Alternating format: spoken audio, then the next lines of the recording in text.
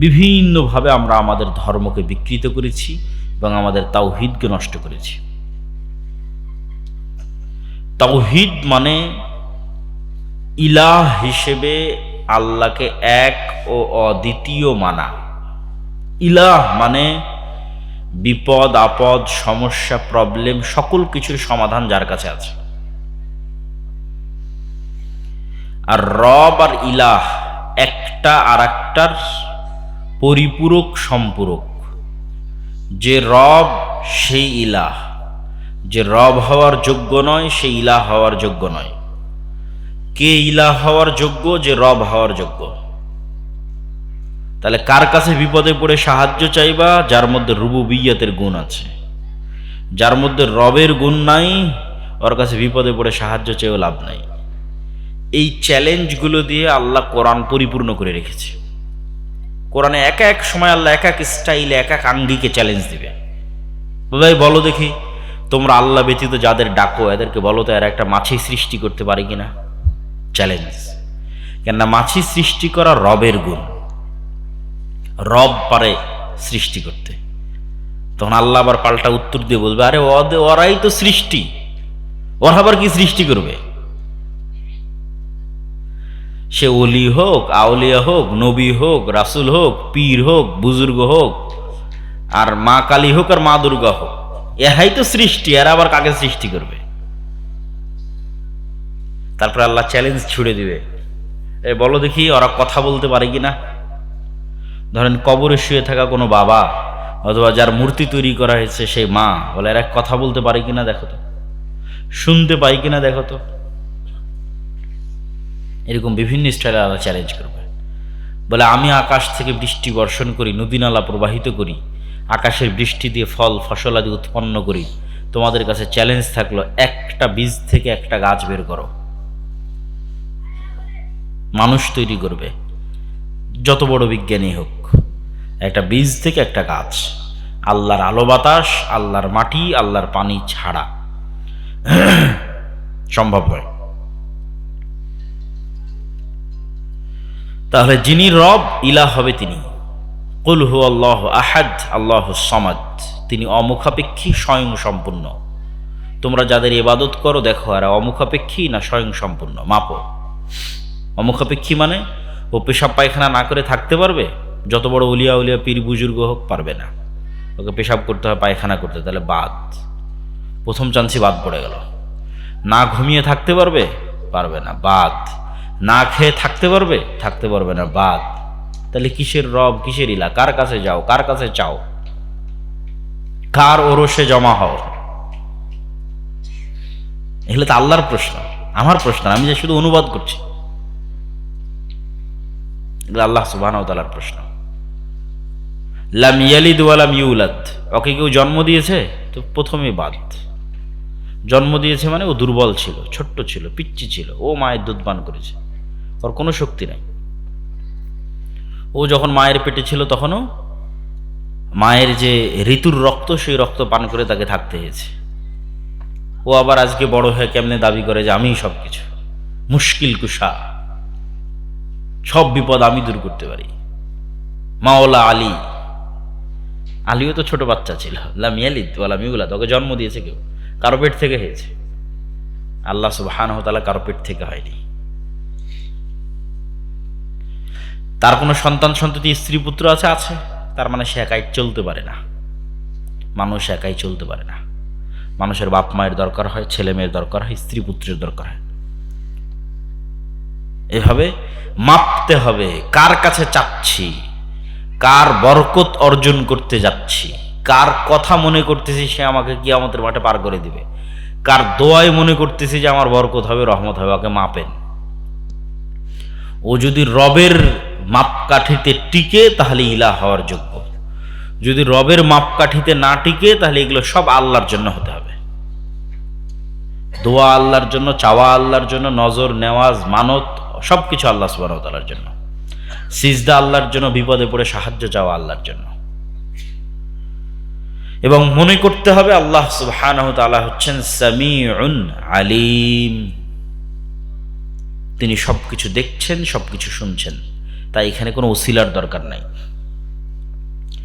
আমি কথা বলছি এখানে, এই ক্যামেরাগুলো দিয়ে, এই মোবাইলগুলো দিয়ে এই কথা এখন আমেরিকাতে বাজতেছে, এখন ইনস্ট্যান্ট লাইভ প্রচার হচ্ছে, মালয়েশিয়াতে বসে দেখা যাচ্ছে। সৌদি থেকে কল দিচ্ছিল একজন, পিছনে কথা বলছেন, ও সৌদি থেকে দেখতে পাচ্ছে, এখন দেখতে পাচ্ছে সৌদি থেকে। তাহলে আমার এখনকার কথা মানুষের তৈরি যন্ত্রে এখনই গিয়ে সৌদিতে বাজতেছে, আর আমি কল্পনা করতেছি আল্লাহ আমার কথা শুনতেছে না। আল্লাহু আকবার। এই জন্য আমাকে পীরের কাছে যেতে হবে, ওলিয়াউদের কাছে যেতে হবে, কেন আল্লাহ আমার কথা শুনতে পায় না। আচ্ছা, আমার চোখের সামনে আমাদের তৈরি করা যন্ত্র দিয়ে সেকেন্ডে আমার কথা 1000 কিলোমিটার দূরে বসে শোনা যাচ্ছে। তাহলে কেমনে এটা সম্ভব হয় রব্বুল আলামিন আমার কথা শুনেন না?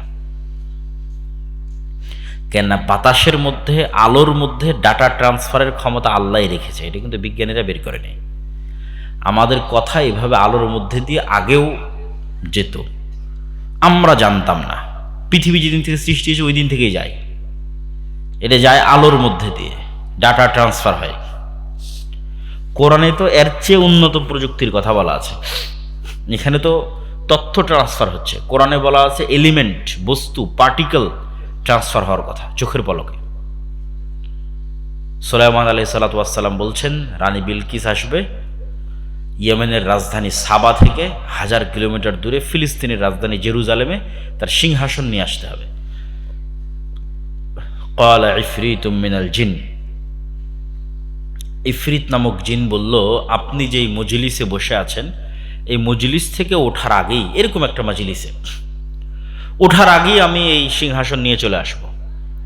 সুলাইমান আলাইহিস সালাতু ওয়াস সালামের পছন্দ হয়নি, ওনার আরো দ্রুত দরকার। আল্লাযী ইনদাহু ইলমুম মিনাল কিতাব, যার কাছে কিতাবের জ্ঞান ছিল, সে বলল চোখের পলক পড়ার পূর্বে রানী বিলকিসের সিংহাসন এখানে উপস্থিত হবে। আল্লাহু আকবার। তাহলে আমাদের কথা চোখের পলক পড়ার পূর্বে আমেরিকা চলে যাচ্ছে, কিন্তু টিস্যু পেপার তো যাবে না। এই প্রযুক্তি তো মানুষ এখন বের করতে পারেনি যে এই টিস্যু পেপার এখান থেকে চোখের পলকে আমেরিকা পৌঁছে যাবে। তাহলে কোরআনে এর চেয়ে তো কয়েক গুণ আগের প্রযুক্তির বর্ণনা আছে। তাহলে আমার কথা যে এখন সেকেন্ডে চলে যাচ্ছে, এটা আগে থেকেই ছিল, মানুষ জানতো না। এই জন্য বিজ্ঞানীরা যা আবিষ্কার করেছে অথবা যা আবিষ্কার করবে, বিজ্ঞানীরা কখনো বাদির নয়। আরবিতে একটা শব্দ আছে, যদি এখানে কোনো মাদ্রাসার ছাত্র থেকে থাকে, যদি এখানে কোনো আলেম ওলামা থেকে থাকে, তারা বুঝবে বাদিউস সামাওয়াতি ওয়াল আরজ। বাদি মানে শূন্য থেকে সৃষ্টি করা, কিচ্ছু নয়, আমার হাত খালি, খালি হাতে আমি এখন একটা টিস্যু তৈরি করলাম। বাদিউস সামাওয়াতি ওয়াল আরজ, শূন্য থেকে সৃষ্টি করা। আর এই টিস্যুটা আমার হাতে আগে থেকেই আছে, এই টিস্যুটাকে আমি এখন একটা ফুল বানালাম। এটা আগে থেকে থাকা জিনিসকে পরিবর্তন করে একটা ফুল বানিয়ে দিলাম, বা এই টিস্যুটাকে আবার পানির মধ্যে মিশিয়ে আর একটা কিছু বানালাম। আমি বাদি নই, আমি সনে, আগে থেকে থাকা কোনো জিনিসকে নতুন কোনো কিছুতে রূপান্তর করা। বিজ্ঞানীরা বাদি নয়, তারা শূন্য থেকে কিছু তৈরি করতে পারে না, সম্ভব নয়। কেননা আল্লাহর দেওয়া রুলসের বাইরে তারা যেতে পারবে না। বেশি দূরের উদাহরণ দরকার নেই, আমার এবং আপনার শরীরের উদাহরণ নেন। আমার শরীরকে আল্লাহ যেই সিস্টেমের উপর তৈরি করেছে, সেট আপ করেছে, ডেভেলপ করেছে, যেই সিস্টেমের উপর, পৃথিবীর কোনো বিজ্ঞানীর ক্ষমতা নাই, কোনো ডাক্তারের ক্ষমতা নাই যে ওই সেট আপটাকে চেঞ্জ করে দেয়। আসে বলবে যে আব্দুল্লাহ তুমি পেট পূর্ণ করে চিনি খাও, পেট পূর্ণ করে সুগার খাও, আমরা তোমার রক্তে এমন সেট আপ তৈরি করে দিয়েছি, আজ থেকে তোমার রক্ত আর সুগারকে সুগার মনে করবে না। আজ থেকে তোমার রক্ত সুগারকে মনে করবে যে হয়তো আমি প্রোটিন নিচ্ছি অথবা ভিটামিন নিচ্ছি। এইটা সম্ভব নয়। আল্লাহ যেই সিস্টেমের উপরে শরীর তৈরি করেছে, এটা কেউ চেঞ্জ করতে পারবে না। বিজ্ঞানীরা কি করতে পারবে, ওইটাকে আরো ভালো করে জানতে পারবে। আরে রক্ত কিভাবে কাজ করতেছে, হার্ট কিভাবে কাজ করতেছে, কিডনি কিভাবে কাজ করছে, এটাকে আরো ভালোভাবে জানো, আরো ভালোভাবে জানো। জানার পর দেখো ওই সিস্টেমের মধ্যে থেকে কিভাবে এটাকে হেল্প করা যায় মানুষকে।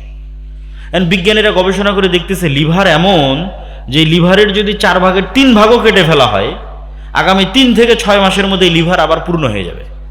আল্লাহ তোমরা রে, তাহলে যদি কারো লিভার নষ্ট হয়, তাহলে ওর লিভার কেটে কারো ভালো যদি লিভার থাকে ওখানে লাগিয়ে দিলে এখান থেকে তো আবার নতুন লিভার তৈরি হয়ে যাবে।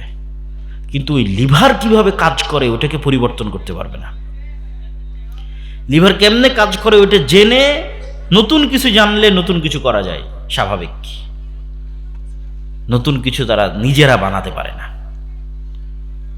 আল্লাহ সুবহানাহু ওয়া তাআলা আগেই কোরআনে বলে রেখেছেন, আগেই, পাখিকে আকাশে ধরে রাখে কে?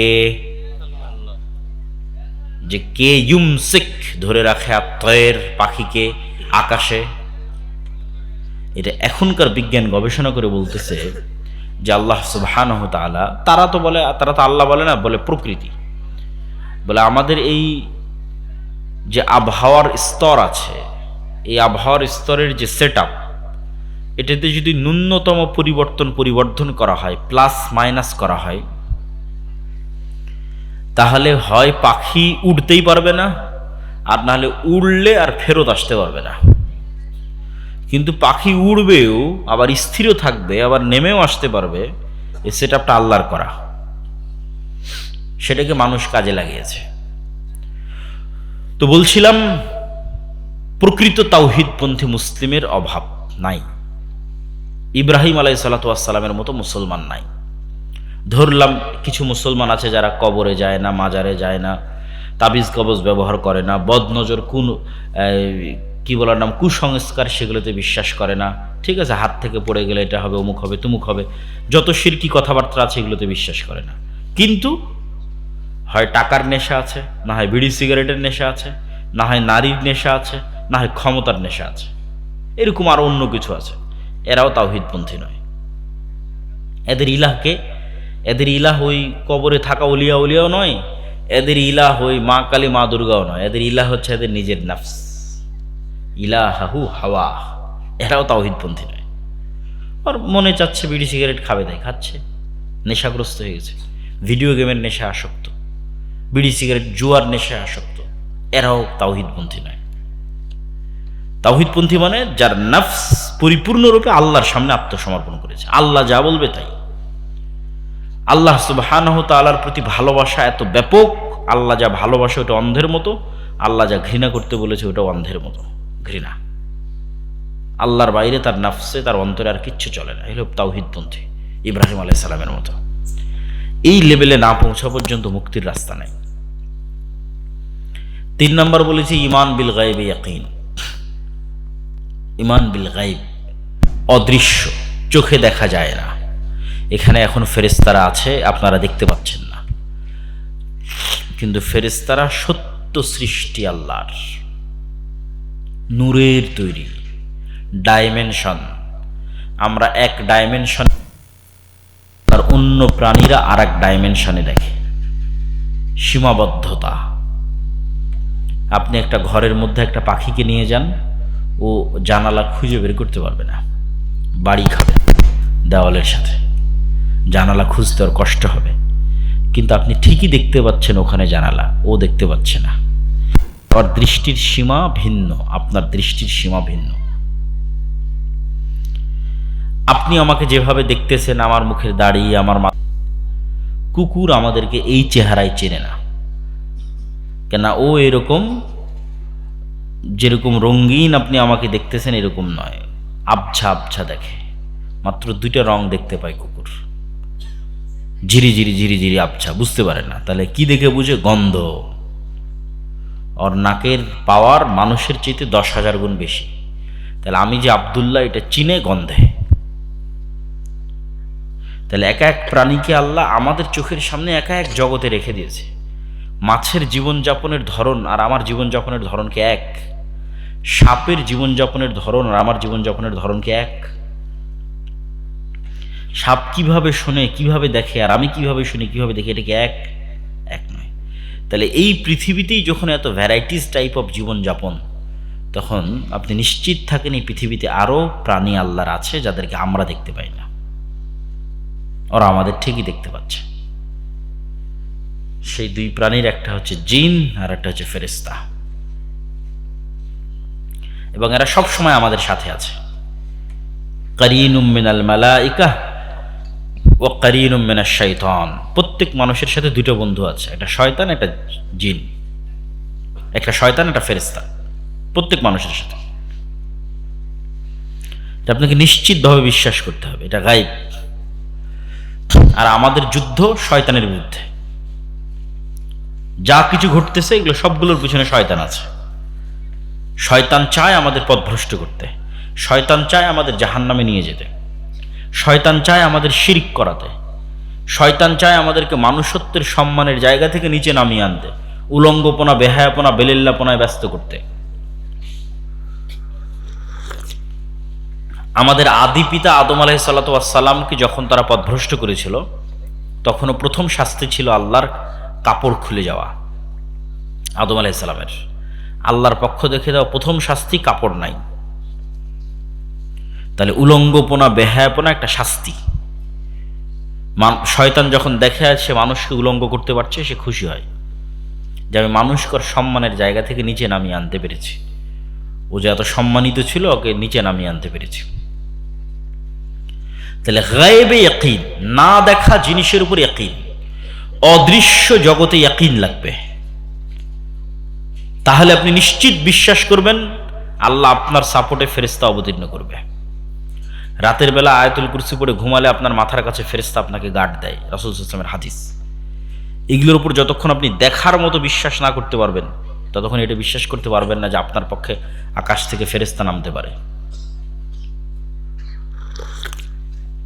ওই ইয়াকিন তৈরি হতে হবে যে হ্যাঁ, আমাদের সাথে ফেরেশতারা আছে, সব সময় আছে, ফেরেশতাদের আমরা দেখতে পাচ্ছি, শয়তান ডিস্টার্ব দিচ্ছে, ফেরেশতারা ভালো কাজের ইলহাম করতেছে, ফেরেশতার সঙ্গী আমার হওয়া দরকার, শয়তানের সঙ্গী আমার হওয়া উচিত নয়।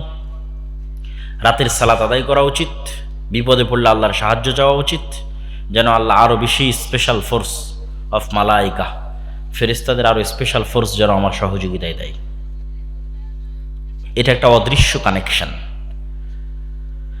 তারপরে চলে আসি জরুরি কাজ কি।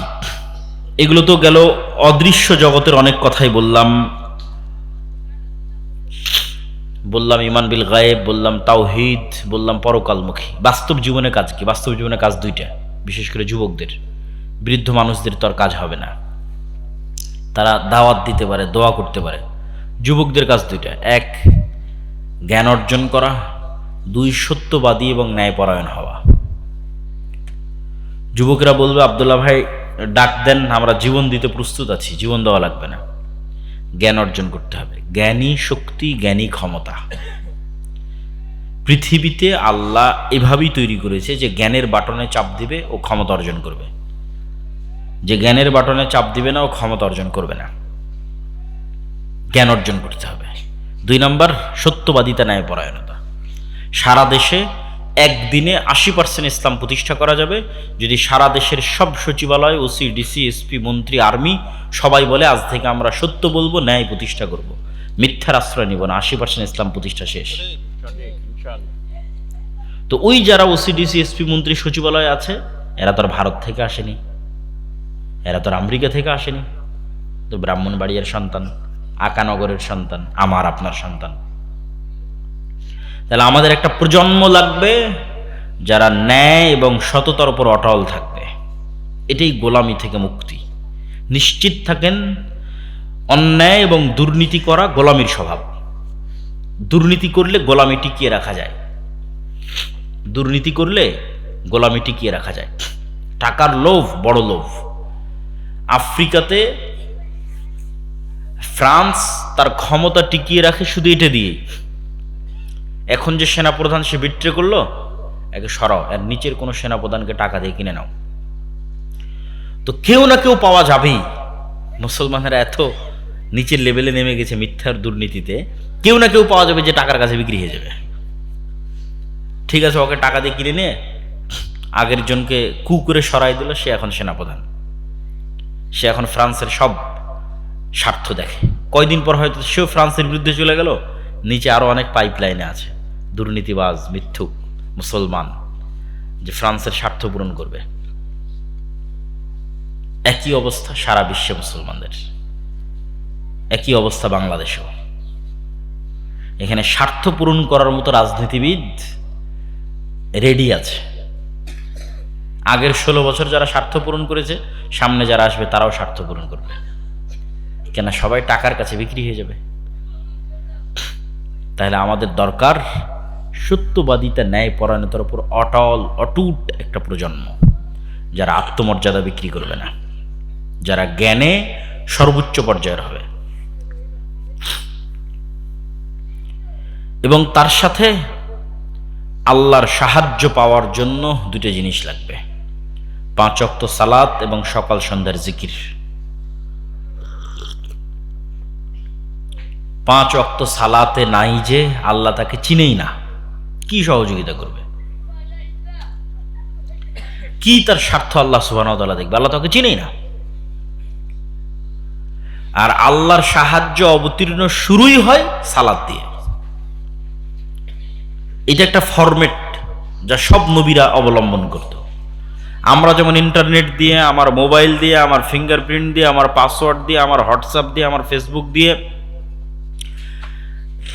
যোগাযোগের মাধ্যমে আমেরিকা, ইউরোপ, মালয়েশিয়া সব জায়গায় ফোন দিচ্ছি, কথা বলতেছি, এটা একটা প্রযুক্তি সিস্টেম। সালাত এর চেয়ে 1000 গুণ, লক্ষ কোটি গুণ টপ লেভেলের একটা প্রযুক্তি, যা অবলম্বন করলে দুনিয়াতে বসে থেকে 7 আসমানে থাকা রব্বুল আলামিনের সাথে যোগাযোগ তৈরি হয়, কানেকশন তৈরি হয়, তখনই আল্লাহর সাহায্য আসা শুরু হয়। যে কোনো নবী রাসূল বিপদে পড়লে এই ফরম্যাটটা অবলম্বন করতেন। সারা আলাইহিস সালাতু ওয়াস সালাম বিপদে পড়েছেন, বাদশাহকে বলছেন আমাকে উজু করে 2 রাকাত সালাত আদায়ের সুযোগ দিতে হবে। সালাতে দাঁড়ানো, দৃষ্টি সিজদার দিকে যাওয়া, অন্তর আল্লাহর সাথে কানেক্টেড হওয়া, মানে জমিনে থেকে আমি এখন রব্বুল আলামিনের সাথে সরাসরি কথা বলতেছি, লাইভ কানেক্টেড হচ্ছে, লাইভ সেশন। এরকম লাইভ কানেকশন যদি দিনে রাতে 24 ঘন্টায় 5 বার তৈরি না হয়, তাহলে ও আর মুসলমান বলেই গণ্য হয় না, আর গণনার খাতার মধ্যে আসে না। সে এখন ভাগাড়ে পড়ে মারা গেলেও এটা চিন্তার বিষয় নয়, এটা কোনো ঘটনা নয়, এটা কোনো নিউজ নয়, এটা কোনো সংবাদ নয়, এটার কোনো ইম্পর্টেন্স নাই। কে মারা গেল এটার কোনো ইম্পর্টেন্স নাই, কে বিপদে আছে এটার কোনো ইম্পর্টেন্স নাই, কেন যে বিপদে আছে ওকে কেউ চিনে না, আসমানবাসী তাকে চিনে না। তাহলে সালাত ছাড়া মুসলমানদের বাঁচার কোনো রাস্তা নাই, না ইহকালে না পরকালে। সালাতই একমাত্র রাস্তা যা দিয়ে মুসলমানরা বাঁচতে পারবে। সালাতই একমাত্র রাস্তা যা দিয়ে যুবক সকল গুনাহ থেকে বিরত থাকতে পারবে। যুবকেরা এসে আমাদের জিজ্ঞেস করে এই গুনাহ সেই গুনাহ, এইটা থেকে বাঁচতে চাই, ওইটা থেকে বাঁচতে চাই, সব কিছু থেকে বাঁচার রাস্তা সালাত। কেন? তুমি নেশায় আসক্ত এই কারণে যে তোমার নাফসের উপর কন্ট্রোল নাই, অবৈধ সম্পর্কে আসক্ত এই কারণে যে তোমার নাফসের উপর কন্ট্রোল নাই, জুয়ায় আসক্ত এই কারণে যে তোমার নাফসের উপর কন্ট্রোল নাই। তাহলে আগে তো নাফসে কন্ট্রোল প্রতিষ্ঠা করতে হবে, তাহলে তুমি সেগুলো থেকে বিরত থাকতে পারবা। তাহলে নাফসে কন্ট্রোল কীভাবে প্রতিষ্ঠা হবে? কাজ না করলে পৃথিবীতে কোনোদিন কোনো কিছু শেখা যায় না। কিলোমিটার দৌড়াতে দিবে, এটা কাজ, ট্রেনিং। তাহলে আপনি ইসলাম গ্রহণ করবেন, নাফসকে কন্ট্রোল করবেন, তাহলে নাফসকে কাজ দিতে হবে। ওকে কাজ না দিলে এটা কন্ট্রোলে থাকবে না। তাহলে নাফসকে কাজ কি দিতে হবে? ওকে বাধ্য করতে হবে 24 ঘন্টায় 5 বার সালাত আদায় করতে হবে, নাফসকে, নিজের নাফসকে। এটা কাজ কি, মরা পর্যন্ত এই কাজ অব্যাহত থাকবে। যেই দিনে এই কাজ ছুটে যাবে ওই দিন নাফস স্বাধীন, ও আর আপনার কন্ট্রোলে নাই। তাহলে কোনো দিনই 5 ওয়াক্ত সালাত মিস দেওয়া যাবে না, ওকে বাধ্য করতেই হবে। অ্যাটলিস্ট তুমি 5 ওয়াক্ত সালাত আদায় বাধ্য। এটা নাফসকে কন্ট্রোল করার পৃথিবীর সবচেয়ে সহজ উপায় সালাত। 5 ওয়াক্ত সালাতে যে নিয়মিত আছে, ওর জীবনে উন্নত হওয়া, সফল হওয়া, সাকসেসফুল হওয়া, বড় হওয়া, সব রাস্তা উন্মুক্ত থাকবে। 2 নম্বর বলেছি, যেটা দিয়ে বক্তব্য শেষ করব, সেটা হচ্ছে সকাল সন্ধ্যার জিকির।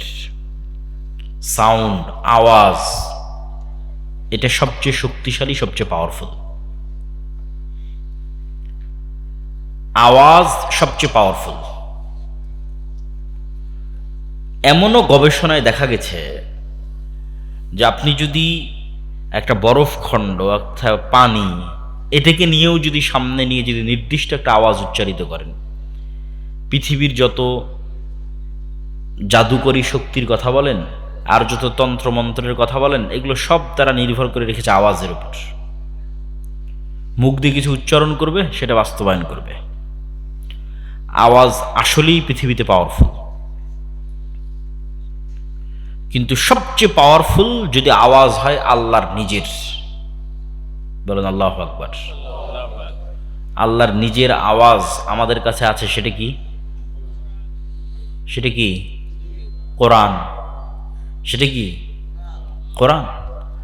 আল্লাহর নিজের শব্দ, আল্লাহর নিজের বাক্য, আল্লাহর নিজের সাউন্ড, আল্লাহর নিজের আওয়াজ, যা লাউহে মাহফুজ থেকে জিব্রাইল রিসিভ করেছে, জিব্রাইল থেকে মুহাম্মদ সাল্লাল্লাহু আলাইহি ওয়াসাল্লাম রিসিভ করেছে, এবং সেটা থেকে আমাদের পর্যন্ত এসেছে। তাহলে পৃথিবীর মানুষের কাছে যা যা আছে তার চেয়ে বেশি পাওয়ারফুল কোরআন একাই নিজেই। কিন্তু এটাকে মূল্যায়ন করার শক্তি, ক্ষমতা, উদ্যোগ মুসলমানদের নাই।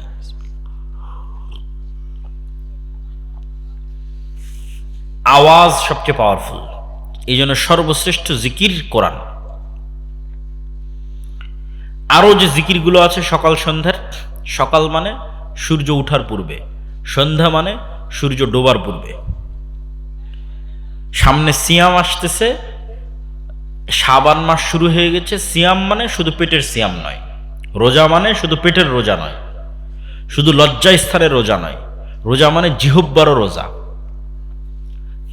রোজা মানে কানেরও রোজা, রোজা মানে চোখেরও রোজা।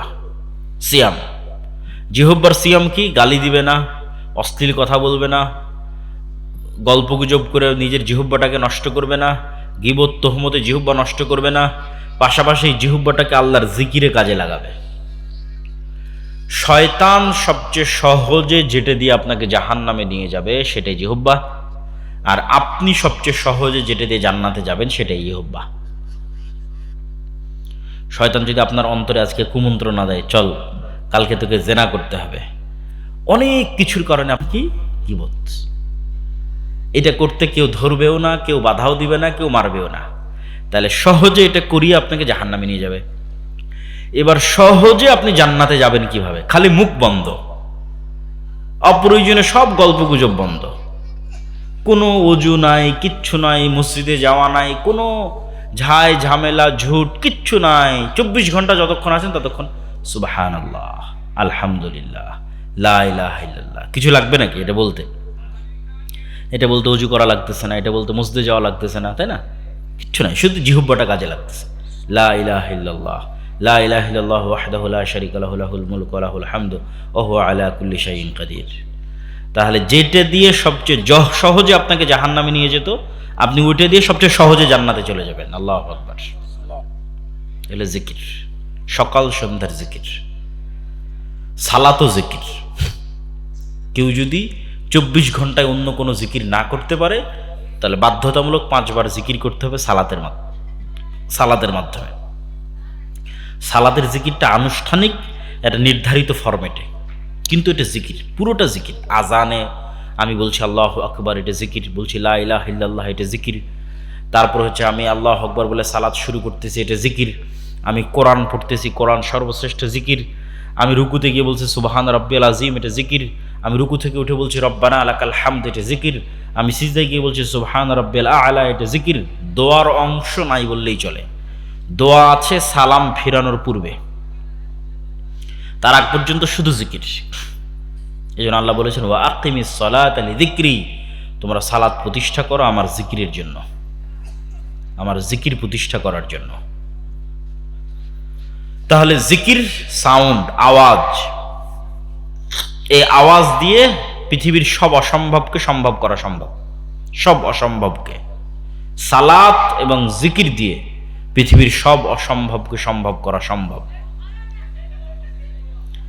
কিয়ামতের পূর্ব মুহূর্তে মুসলমানেরা এমনও শহর বিজয় করবে যে শহর শুধু তাকবীর ধ্বনিতে বিজয় হবে। আল্লাহু আকবার।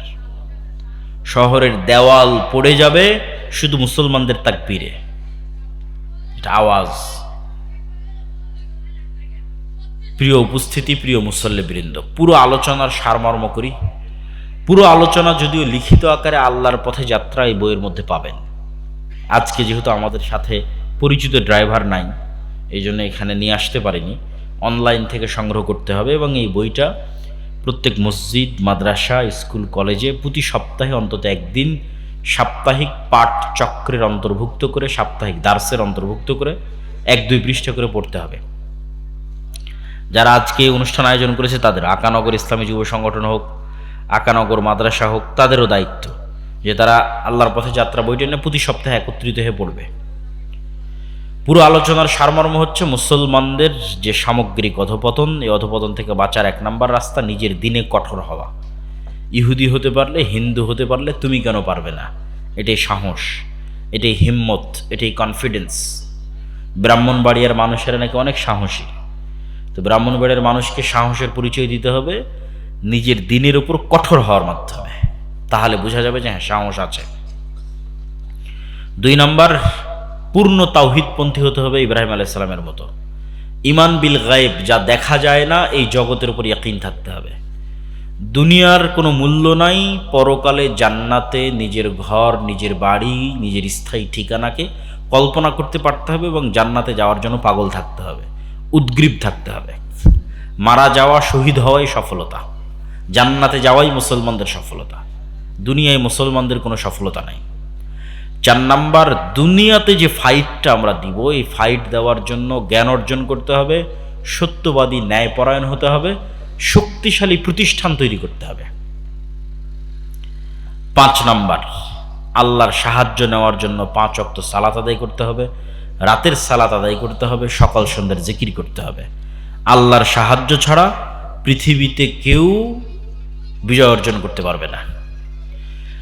আওয়াজের কথা যে বলছিলাম, এটার সাথে একটা কথা বলে বক্তব্য শেষ করি, তোমাদের ধৈর্যচ্যুতি ঘটার আগে। আওয়াজ কেমন ভয়ঙ্কর বললাম না? তাহলে আওয়াজ পজিটিভ যেমন ভয়ঙ্কর, নেগেটিভে তেমন ভয়ঙ্কর। এই জন্য ইসলামে গান হারাম।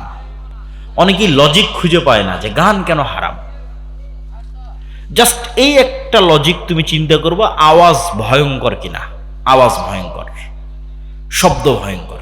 যখন আওয়াজটা আল্লাহর, পজিটিভ দিকে ভয়ঙ্কর। যখন আওয়াজটা শয়তানের, নেগেটিভ দিকে ভয়ঙ্কর। মানুষের কলবে সবচেয়ে বেশি আসার ফেলে আওয়াজ, সবচেয়ে বেশি প্রভাব ফেলে আওয়াজ। যার অন্তর গানের আওয়াজকে পছন্দ করে, তার অন্তর কোনোদিন কোরআনের আওয়াজকে পছন্দ করতে পারবে না। মুমূর্ষ অবস্থায় লা ইলাহা ইল্লাল্লাহ আওয়াজকে তার কাছে বিরক্তিকর মনে হবে, কেননা তার কলব পছন্দ করতো গানের আওয়াজকে। শয়তানের সবচেয়ে বড় ফাঁদ আওয়াজ কেন্দ্রিক তৈরি হয়, কেন আওয়াজ মানুষের হৃদয়ের উপর প্রভাব বিস্তারকারী। এই জন্য আল্লাহর সবচেয়ে বড়, রাসূলের সবচেয়ে বড় মর্যাদা হচ্ছে আওয়াজ, কোরআন আওয়াজ। তাহলে কোরআন যেই কারণে পাওয়ারফুল, গান ওই কারণেই খারাপ, কেন এটা শয়তানের আওয়াজ। আর কোরআন কার আওয়াজ? আল্লাহর আওয়াজ। দুটেই অন্তরে প্রভাব বিস্তার করতে পারে। যে অন্তর গানের আওয়াজকে ভালোবাসবে, এই অন্তর মৃত্যুর সময় কোশ্চেন কালো কোরআন এবং লা ইলাহা ইল্লাল্লাহকে ভালোবাসতে পারবে না। শেষ, আর ইহকাল পরকাল সব শেষ, এবং ওর হেদায়েতের রাস্তায় আসা কঠিন হয়ে যাবে। এই জন্য গানের আওয়াজ, গানের ভালোবাসা, গানের মহব্বত থেকে বের হতেই হবে। এটা একটা অসুস্থতা, এটা একটা রোগ। এই রোগের চিকিৎসা এটাই যে কেউ যদি এই নেশা আসক্ত থাকে, শুরু করতে হবে 5 ওয়াক্ত সালাত দিয়ে, জামাতে। 5 ওয়াক্ত সালাত জামাতে আদায় করলে পৃথিবীর সব নেশা ছুটে যাবে। গানের নেশা, জুয়ার নেশা, নারীর নেশা, সব নেশা ছুটে যাবে। 5 ওয়াক্ত সালাত জামাতে আদায় করতে হবে, তাহলে নাফসের উপর কন্ট্রোল প্রতিষ্ঠা হয়। যদি তাতেও সম্ভব না হয়, সিয়াম পালন করতে হবে। সিয়াম পালনের মাধ্যমে, সালাত আদায়ের মাধ্যমে শয়তানের বিরুদ্ধে যুদ্ধ করতে হবে।